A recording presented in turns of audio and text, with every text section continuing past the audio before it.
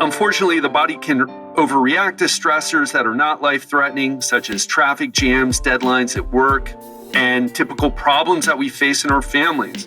Kids not doing their homework or not finishing their food or causing typical teenage problems. And scientists have learned a lot more about how and why the stress response happens, as well as how chronic stress can affect our physical and psychological health. Have you wondered recently what the hell's going on with people? Why are people so on edge? Why are people so easily triggered? Is it really because of the reasons they give? For example, if you're on the left, you might say what's wrong with the United States is systemic racism or the patriarchy or capitalism or corporatism. If you're on the right, you say it's the loss of traditional values. It's that, people have become too entitled. People need Jesus in their life or some form of religion to give them some meaning. And guess what? There's elements of truth to all those arguments. But today we're going to discuss what I believe to be the underlying problem, because one thing that human beings do is we bullshit ourselves. We make up these logical reasons when really it's the emotional feelings that we have that are driving what we say. And we rationalize our feelings. We come up with complicated philosophical discussions about it, but really it comes down to a feeling. And this feeling, what we're talking about today, the underlying problem, the root cause of modern ills, if you will, can be summed up in one single word: stress. And today, we're kicking off the stress series. Part 1 is going to be about what stress is. Part 2 is going to be about how to measure it, how to know whether you're under too much stress. Part 3 is going to be what to do about it. And make no mistake, in America, we're facing a national mental health crisis that will have serious consequences on our health, on our society for years to come. Yes, the COVID-19 pandemic disrupted everything: our work, our education, our healthcare, our relationships, the economy. But the truth is, if we're honest with ourselves, and we do need to be honest with ourselves if we want to move forward in a positive way, regardless of your political beliefs here, regardless of anything else, we need to be honest. And we were struggling before then. It's been brewing for a while. Is 70% of the population overweight and obese simply because that we have hyper-palatable foods? Just because there's Snicker bars in the checkout line? I don't think so. I think it goes a lot deeper, folks. We can blame it on hyper-palatable foods for sure. And there's some truth there, but that's why you ate 10 Snickers bars instead of 3. Come on. We're not being honest about our stress. We love to look at the biological side. We love to look at, it's hyperpalatable foods. It's our genes. There's appetite dysregulation in my hypothalamus. Those are important things for sure. But what we don't want to talk about the psychological issues we're struggling with. And we're starting to have a conversation on the national level about the social issues that we're struggling with. But still, we're not quite able to get to what I believe is at the heart here. And again, that is stress. And in a survey conducted in 2021 by the American Psychological Association, 84% of adults said they experienced at least one emotion tied to prolonged stress in the prior 2 weeks, with the most common one being anxiety. Does that sound familiar? And 67% of people said that the challenges the United States is facing is now overwhelming. In fact, there's been an interesting shift in the past 4 or 5 years that the American Psychological Association has, in the time that they've been doing this survey on stress, people have reported their stress being driven by work, family life, and money to reporting that their stress is being driven by national level kinds of issues. In fact, the survey, the most recent one, the one in 2021 survey, shows 81% of respondents cited the future of our nation as a significant source of stress. And we'll talk about that later because, how are you going to affect the future of our nation, right? Making nasty posts on Facebook, calling people names. We got to have a conversation about that and what that's doing to our stress levels, what it's doing to our relationships, what it's doing to all those things that help us stay healthy, not just physically healthy, but emotionally healthy. And what I'm going to argue here in this series is that we are not entirely a nation of emotionally unhealthy folks, but we're getting there. We like to talk about the obesity. We like to talk about people not exercising enough. Again, all those biological factors, but we need to have this conversation about the psychology. In other words, the stress. That's what it comes down to with psychology, and also the social factors. So there was some good news in the survey. About 9 in 10 adults say they hope the country can come together in unity. Because and it seems that the majority of Americans, and you probably feel this way too, regardless of your political affiliation, you want to move forward and solve the issues together. But why can't we do that? And again, if I could sum it up in one word, folks, stress. And if you are listening right now and you think, no, Ted doesn't know what he's talking about, stress, it's not that simple. It's more complicated. Keep listening. I like the challenge. Because we, again, rationalize our feelings. We make up complicated philosophical arguments for what is really just, I feel bad. I feel sad. I feel anger. I feel hopeless. And what are those negative feelings? Those are actually, I guess, emotions. But it all comes down to this single word, stress. So let's talk about how stress is impacting our health. So while I hope you found some of the statistics I shared interesting, you probably didn't need to know them to know what your stress levels are, or that a lot of Americans are having trouble handling their stress. We can feel it, right? And some questions I began to ask when I started studying, really diving into stress, is what is it and how does it affect our health? And it's something I've talked about over the years, but this is going to be next level explanation and understanding for you. So what is stress? Well, whenever we go through challenges, run into problems, or experience setbacks and threats, we get stressed.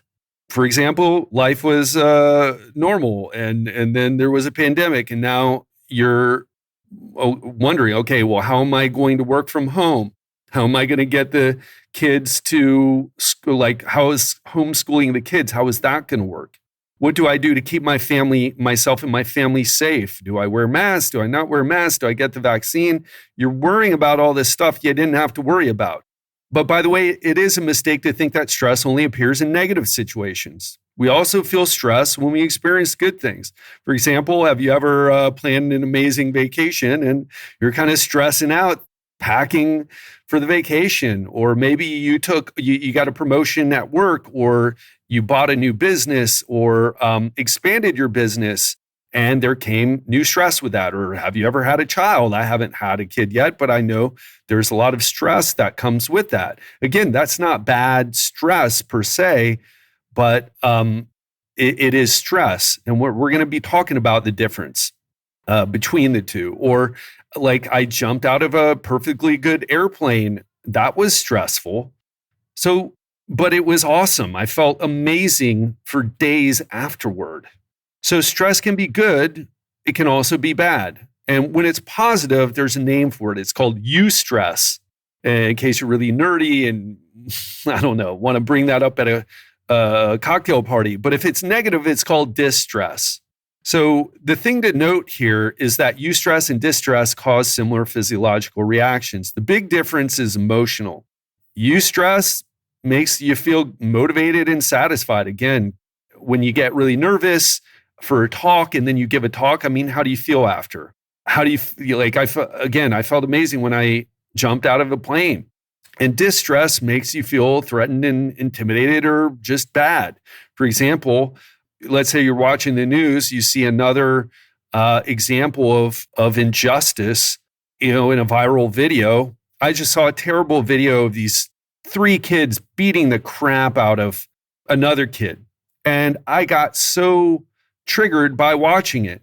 Makes you super angry seeing it because, first of all, there was no context to it. So I have a limited understanding of what went on. But what you see is terrible. And, when 3 kids are savagely beating down one kid. I mean, man, that's it brings up emotions. So that did not help me watching that video. It left me with higher stress level and made me feel bad. And of course, when you feel bad, you start telling yourself the story, oh, the world's bad. I mean, if this can happen in the world, then the world's bad, right? So easy trap to fall into. And by the way, it's not always easy to tell the difference between them. For example, when I have my group coaching opened, now I'm only doing one-on-one. I'm not sure if we're going to open up the group. We might again, but I had a lot of, in my group coaching, there were a lot of people who I talked to who were extremely worried about signing up to the program, right? Because it was a substantial financial investment for them.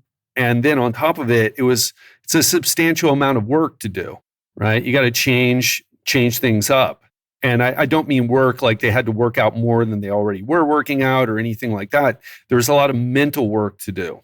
You had to actually learn about food instead of just doing intermittent fasting or cutting out carbs. You had to actually learn things. It was like going to school. It's like getting your MBA, your executive MBA. But after the program was over, they told me how it changed their life. So that's an example of how, it can be hard to tell. I remember a conversation with one woman. She's like, oh my God, I feel so intimidated and nervous. I'm like, well, what is it that you don't, do you trust me? It's cool if you don't.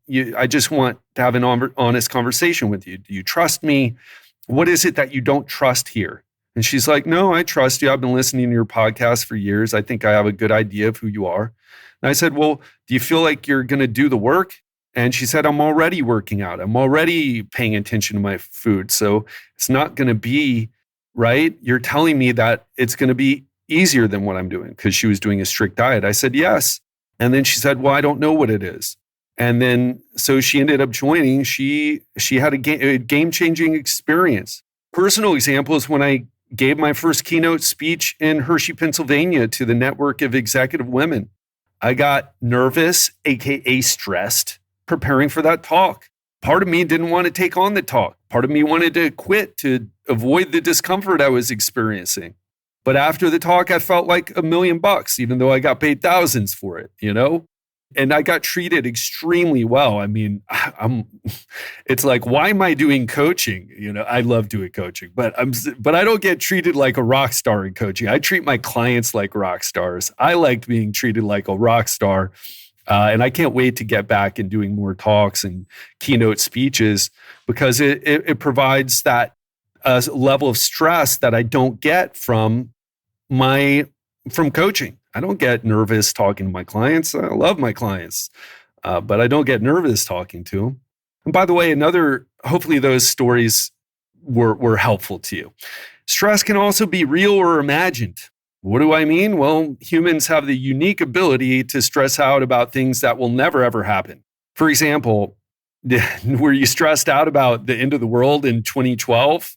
Like a lot of people, or Y2K, remember Y2K? Everybody was freaking out and then nothing happened. And 2012 came around. Guess the Mayans were wrong, or maybe we were wrong about the Mayans. I don't know.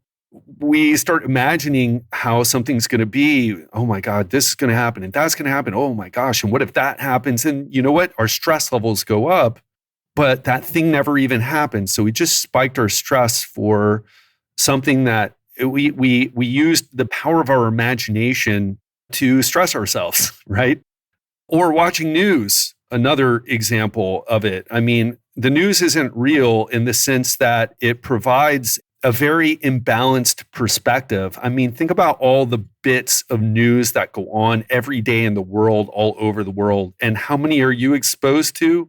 And I'll let you answer this question, but why do news outlets, whether it's a major mainstream outlet like Fox News or CNN, or some online rag, as I guess you would say, why are they choosing those topics that they share with you, right?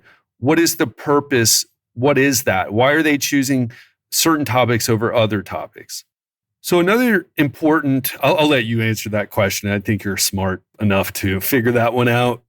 Why do I talk about stress? Why am I not talking about why am I not talking about something else? We're all concerned. Am I too stressed? And stress, I hear stress is really bad for you. And I do believe it's important. It's not just a hot topic, but it is a hot topic too. So best of both worlds. So again, another interesting fact about stress is how you perceive it matters. For example, do you get a flat tire and is it a big enough deal to ruin your day? Because then it'll probably ruin your day. And this isn't just pop psychology either. This idea is based on the theory of stress and coping from the 1980s. In other words, stress is as much about how you perceive what happens to you as it is about what happens to you. And for those of you who don't or haven't been listening to this podcast for that long, I lived in Southeast Asia for 2 years. I lived in Thailand. I lived in Vietnam. I lived in Bali, spent some time in Cambodia. Let me tell you, you see people in much worse situations. I've seen people in really, really tough situations, and especially in Cambodia. And it's things that don't exist in the United States. I mean, they just don't exist. Maybe in a rural place in the middle of nowhere, but the level of poverty that exists there is really sad. But people have a different perspective about it. And part of it's their religion, by the way. They're both in Cambodia and Thailand, strong Buddhist cultures. And let me tell you, changed the way that I looked at things. It changed the way that I looked at what's happened to me in my life. So regardless of whether a stressful situation is positive, negative, real, imagined, blown out of proportion because of your sensitivity, it still triggers the same cascade of stress hormones that produce that familiar feeling. Your heartbeat increases, your muscles tense, you start to sweat, and your attention becomes focused. This is the fight, flight, or freeze response. And it's something we've all experienced. And scientists believe that it developed as a survival mechanism to react immediately to life-threatening situations. As you've experienced, the hormones and neurotransmitters flood your body fast when you get stressed. So if someone starts, let's say you're driving home from a party and you've had a couple too many, but you still think you're okay to drive, right? You've never done that, and I've never done that. And then you see some police lights start flashing behind you, the siren goes off, and the cops coming up behind you fast. What happens? How long does it take for you to start getting nervous and start thinking about, oh my gosh, DUI, how much is that going to be? How is it going to affect my life?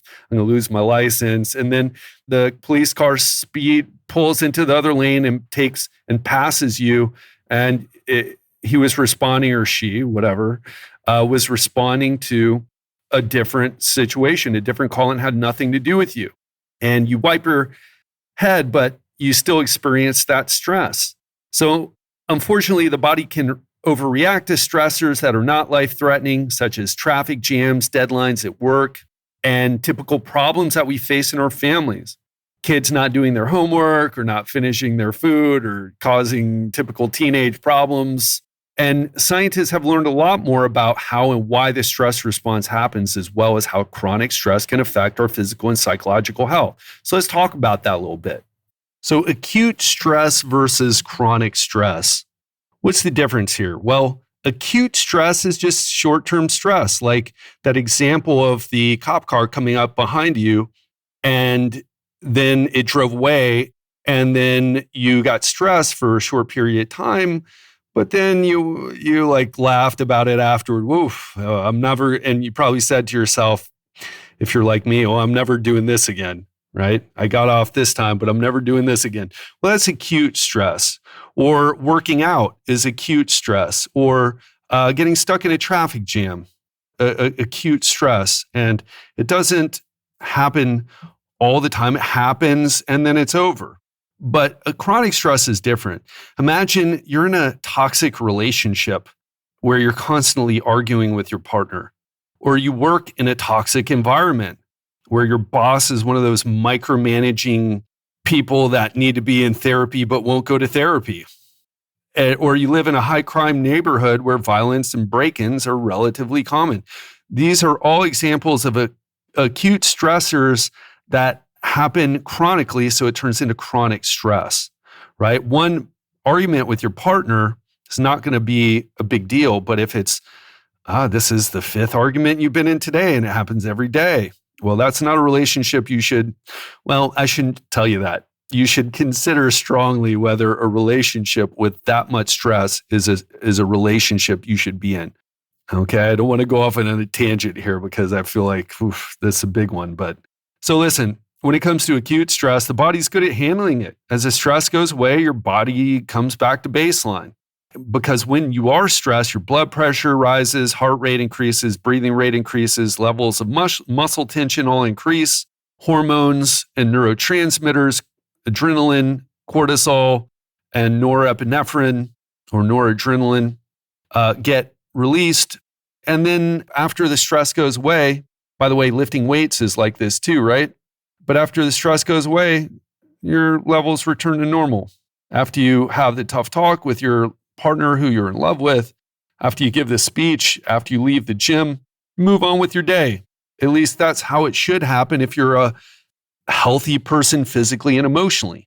In fact, by the way, many health experts I've spoken to define resilience as how quickly you recover from an acute episode of stress. Like, how fast do you come back to baseline? Do you do a workout and you feel trashed for the next day? Well, you're not recovering from that workout so well. Do you get it into an argument and you're just ruminating about that argument for a day or for 2 days or more? So how physically healthy and emotionally healthy you are, and maybe even socially healthy, right? That's gonna you're not going to suffer from those types of things. That more healthy you are, the quicker you're going to recover from an acute episode of stress. But the body isn't so good at handling chronic stress. And over time, chronic stress gradually increases your resting heart rate, blood pressure, breathing rate, levels of muscle tension, so that now you have a new normal.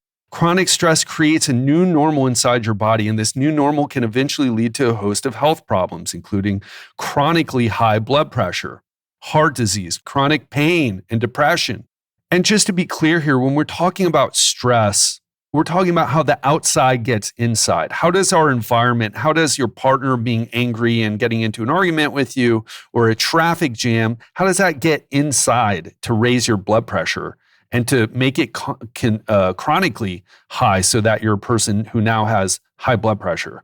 Well, when we talk about stress and its effects, we're talking about how stress influences your brain, simply put.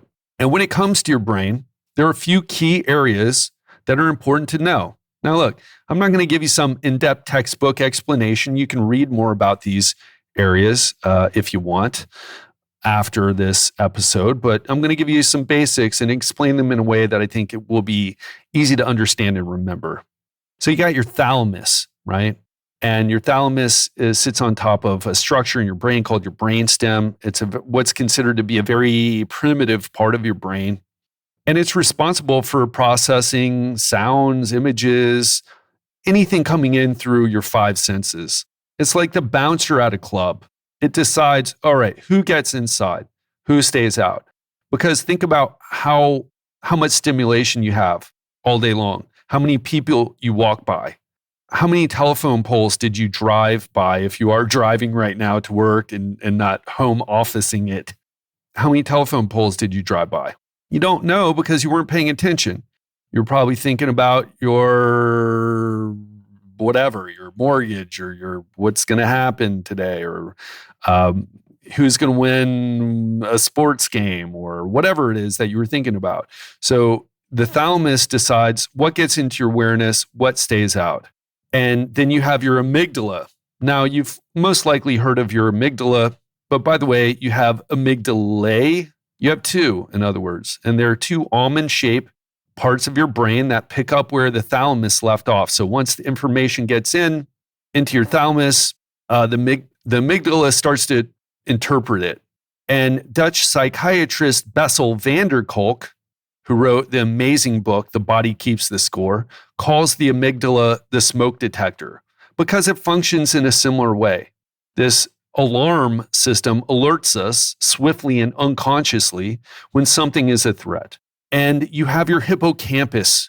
Your hippocampus is something I've talked a lot about before, and we'll talk about it quite a bit right now. not quite a bit, but I want to give you some important information. It's part of your emotional processing system as well, your limbic system, and it's associated with memory. So this is how it works. You have senses. You have got your eyes, you've got your hearing, you've got your smell, you've got your feelings. Not feelings. you have tactile, like you feel things literally, right? So, I cut myself. And then your hippocampus lets that in. Then your amygdala says, well, how bad am I cut? Am I going to bleed to death? Or is this a paper cut and it just hurts? Why do paper cuts hurt so much, but they're really not dangerous? That's a story for another podcast. But now we're at your hippocampus, and your hippocampus relies on past memories and experiences to interpret the threat. So, I've been cut like this before. It's not a big deal. Right? So interestingly, many folks talk about the amygdala as being the center of stress, right? Oh, it's your alarm system right? And it's an important part. But what seems to be even more important, if not at least as important, is that your hippocampus seems to be the thing that gets affected the most. For example, have you ever been through something and you've had flashbacks? Why is it, or let me ask you this, why is it so easy for you to remember where you were during 9/11? I remember everything from that, well, not everything from that morning, but I remember what I was doing, where I was, house I was at. I was on my way to work, went to a client's house. I remember so many things.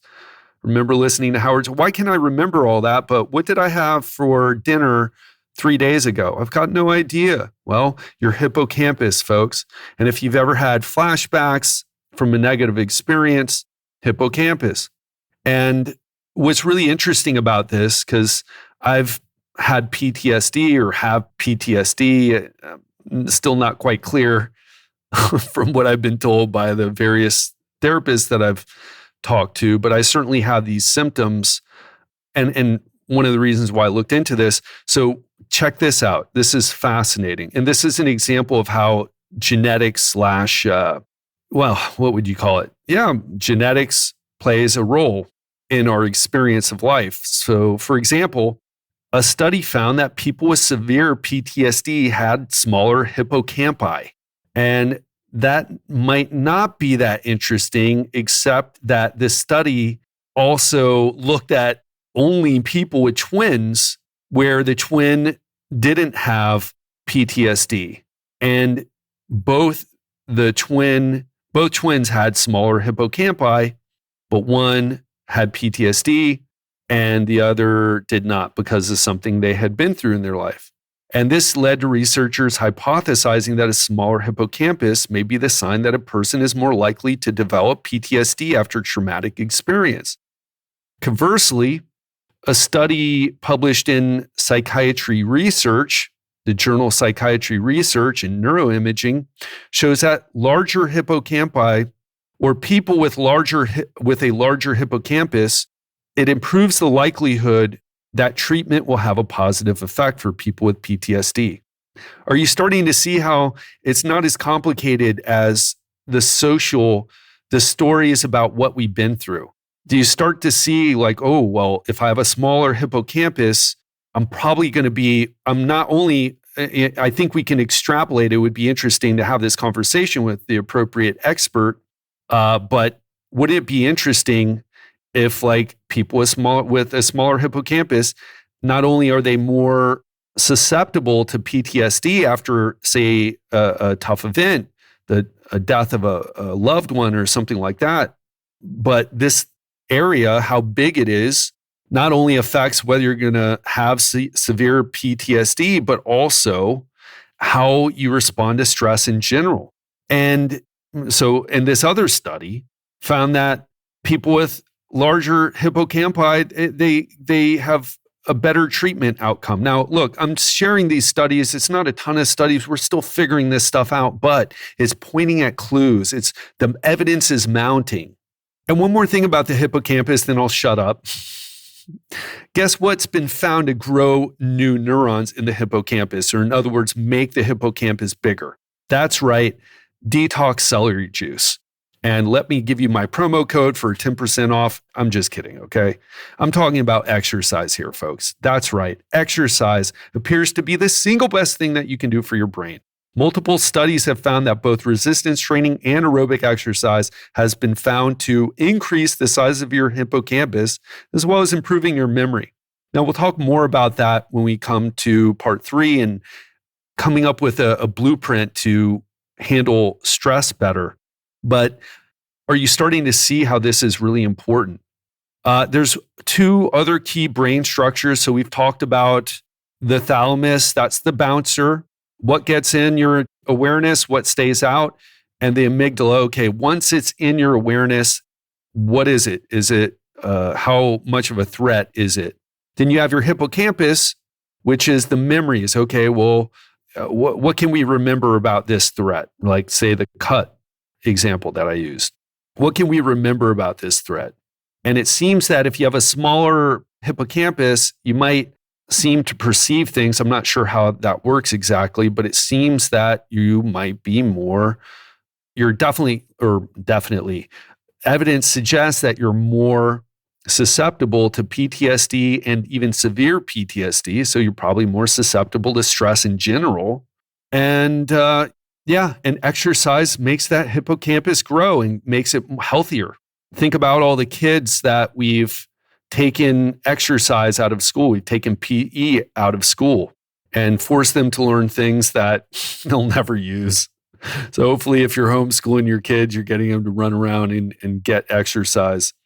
So then we have our hypothalamus. Now we talked about the thalamus. Now we're talking about the hypothalamus. So when the amygdala and hippocampus work in tandem to declare a threat, right? The amygdala is like, okay, this is a threat? Hippocampus is like, yeah, what do we remember about this? How big of a threat is this from what we've experienced in the past? The hypothalamus quickly sends a message down the brainstem. It's the thing that activates your autonomic nervous system. In other words, it's the thing that sends you into fight, flight, or freeze mode. And then the last part that I want to talk about is your prefrontal cortex. I know it's a lot of brain stuff, right?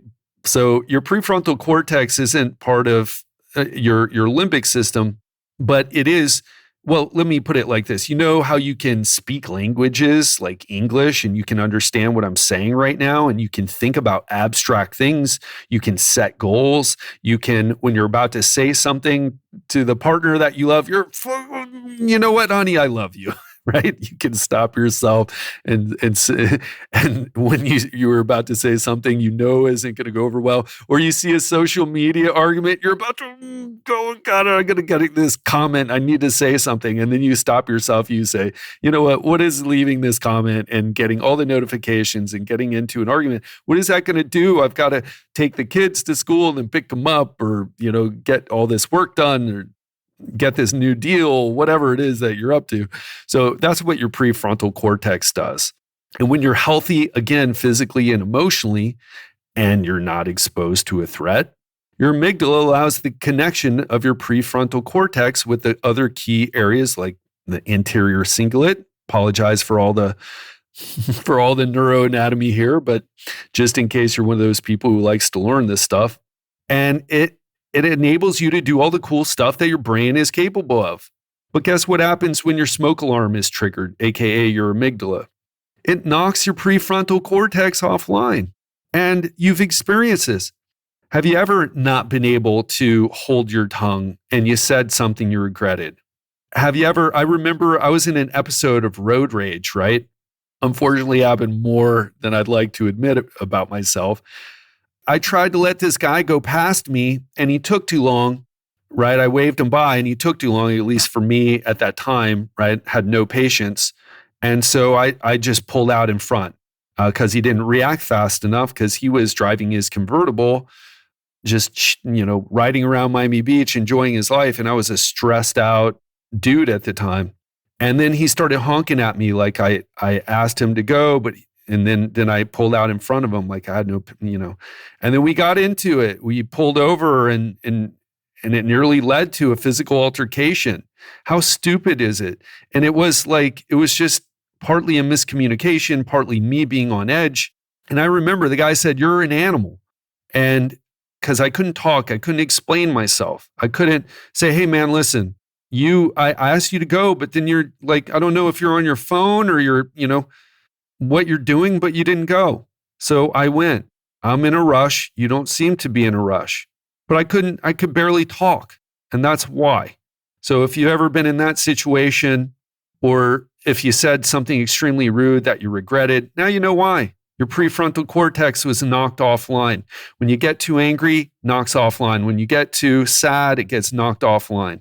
Because the prefrontal cortex, it helps you regulate your behavior. And when we're talking about stress, what we're really talking about here, how to regulate your feelings, how to regulate your thoughts, how to regulate your behavior. And if you are chronically stressed, you just can't do that.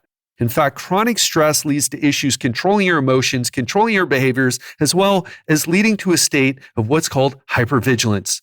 That's that feeling where you're constantly on edge. And if you've ever, that term, walking on eggshells, if you've ever been that person, which unfortunately, people have had to walk on eggshells around me when I was in my 20s or various points in my life. Now I try to let people know you can't, it takes a lot to bother me, except on Twitter when someone says that their metabolism is broken or carbs make them fat. Then I get triggered, right? But because it's just like, no, God damn it, please stop saying carbs make you fat. It's like carbs make me fat. It's like you're eating a donut. It's half fat, okay? All the calories are coming from, like half the calories are coming from fat. It's just tough on me, folks. But that feeling where you're constantly on edge, that's hypervigilance. And the thing that I'll say just very briefly, because it takes a while to create changes in your brain to bring you back down. And we're going to talk about that, but you can't just have one good night of sleep. So if you feel like, and this can come from a lot of different angles, folks. Maybe you've been through, my brother was murdered. My sister committed suicide. My dad just died. I've got a lot of heavy stuff I'm carrying around. It can come from something like that. It can also come from burnout at work. It can also come from growing up living in an environment that's dangerous. It can happen if you're in a toxic relationship and you just won't leave, right?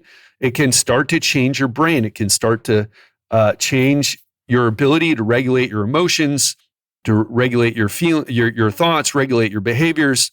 And that's what we're talking about here. All right. So I'm going to stop now because we've talked about a lot, but I want you just to keep in mind that it all comes back to this. It all comes back to we're all trying to do the things that we know we need to do to accomplish the things that we want to accomplish, because we've all got goals. We all want to make great things happen in our life. Whether it's you want to make a lot of money, or maybe you want to give back to charity, whether you want to raise amazing children and be the super mom, super dad, whatever you want to do, right? Whatever you want to do, it takes a functioning prefrontal cortex. And I'm guessing that you need to do a lot of things to make this life. I mean, we only got one shot at life, and you've got plans laid out, and there's a lot of work involved, but you're not motivated. Well, not motivated for me is too much stress. Okay, there's no motivation. You just don't. You're crushed by stress, right? And I can't stop myself from overeating. You're saying you're stressed, right?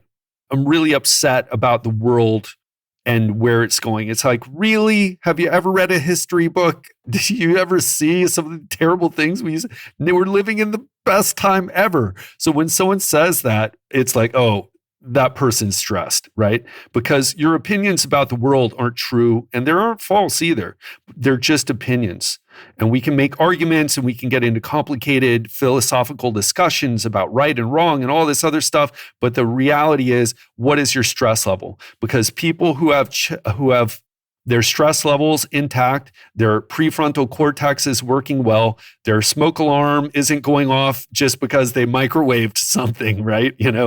Like super sensitive smoke alarm, and their hippocampi are good sized or being maintained because of exercise. You know what I'm saying? Are you picking up the pieces that I'm putting down here? Are you getting what I'm trying to say here?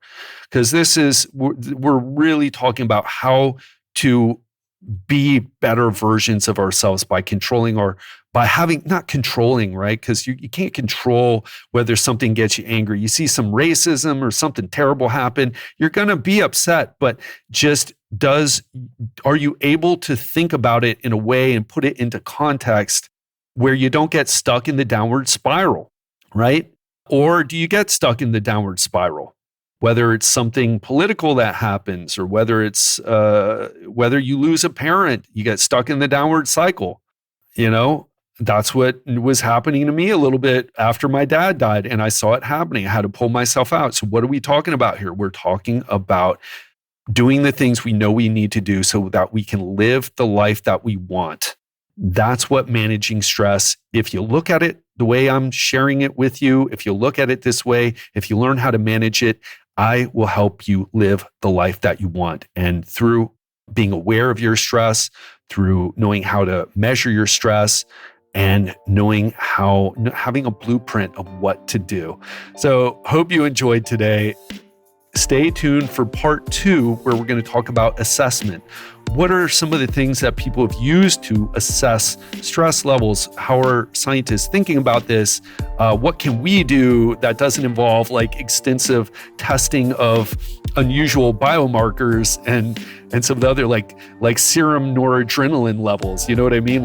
What can we do that doesn't have to do with really expensive testing equipment or getting tests that your doctor, you're going to come and ask them, hey, I want this test and that test. They're like, what do you want that for? Insurance isn't going to cover it. It's yeah, but can you just do it, man? Right? So anyway, that's what we're going to cover in part 2 and part 3. We're going to cover, we're going to get more tactical and talk about things to do to take action on. All right. So hope you're excited as I am. This is a game changer. If you listen to me, if you put this into play, it will change your life. All right. That's what it's about. In other words, how will it change your life? You're going to be able to have more control over your thoughts, your feelings, and ultimately your behavior so that you can live that legendary life. Stay tuned for next time, and I'll speak to you on Friday, where we'll talk about something on Real Talk Friday. All right. Speak then. Thank you so much for checking out this episode of the Legendary Life Podcast. If you haven't done so already, please take a minute and leave us a quick rating and review of the show on Apple Podcast by clicking on the subscribe button on your left. Then write a sentence or two saying what you love about our podcast. Please be honest. Tell us what you think, what you'd like to hear, what we can change to make it better. It will support the show and help us to keep delivering life-changing information for you every week.